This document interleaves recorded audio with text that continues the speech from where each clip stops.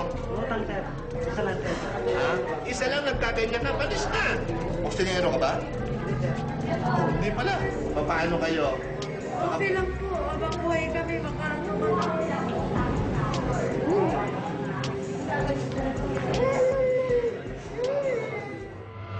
Sa mga nagdaang taon, naging saksi ang rescue sa mga insidente po ng pagmamahalang nauwi sa Karasan.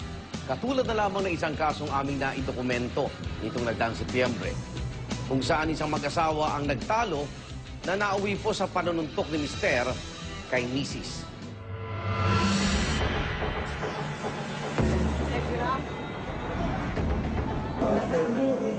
Hindi ko rin ano yung anak niya. Kaya ko nang kayo yung anak niya.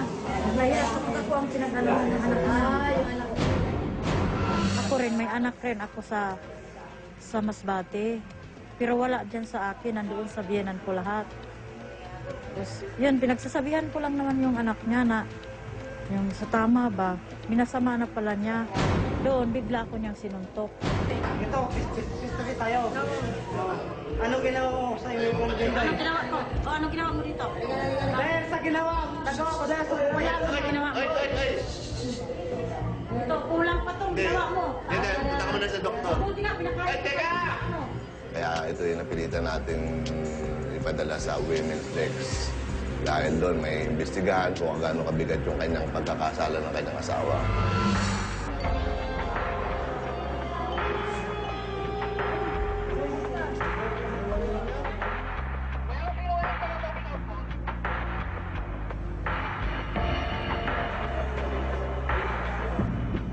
Pagpasok pa lang niya, nakita na agad yung malaking bukol at pasa sa kanyang kanang mata. Kasama yung anak niya na 11 months na batang lalaki na may konting pasa din sa kanang mukha. Dami siguro kasi hawak ko to. Sinuntok ako eh. Pinasa kong kaso doon sa asawa is physical injuries in relation to 9262 kasi nga mag-asawa sila. Idinugtog ko doon sa physical injuries ang batas na para sa kababaihan at sa kanilang mga anak. Mali pala ako talaga. Tatanggapin ko. Ano parang niya? Kahit makulong ako, basta pinaglaban ng anak ko. Na hindi apihin.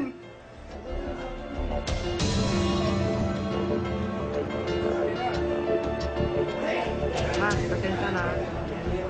Nagawa ko sa'yo, pero alam mo naman na mahal na mahal kita.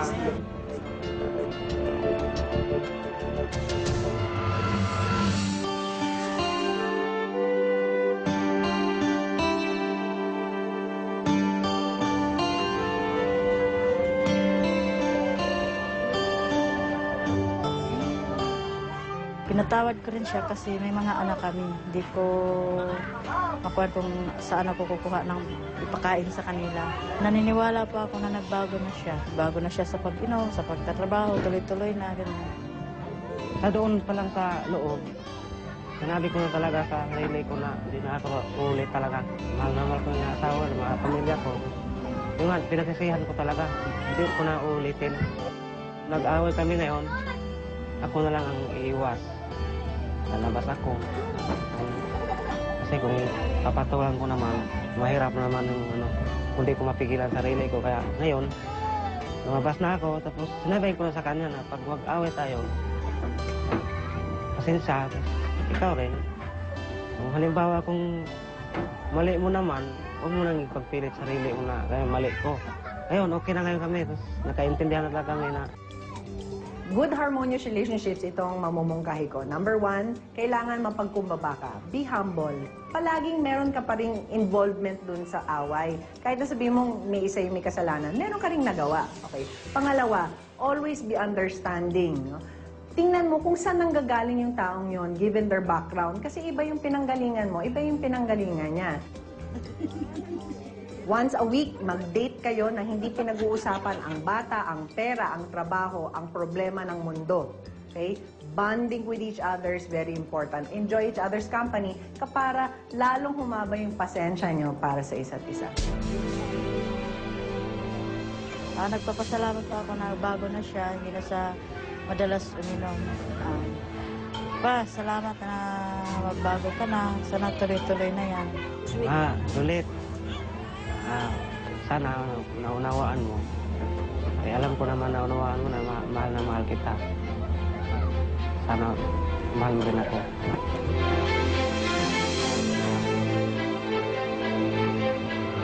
Inaano ka niya o hindi, basta alam mo na 17 anyos lang siya. Hindi siya po mismo nag-ano na gusto niyo magpagalaw. Magpagalaw.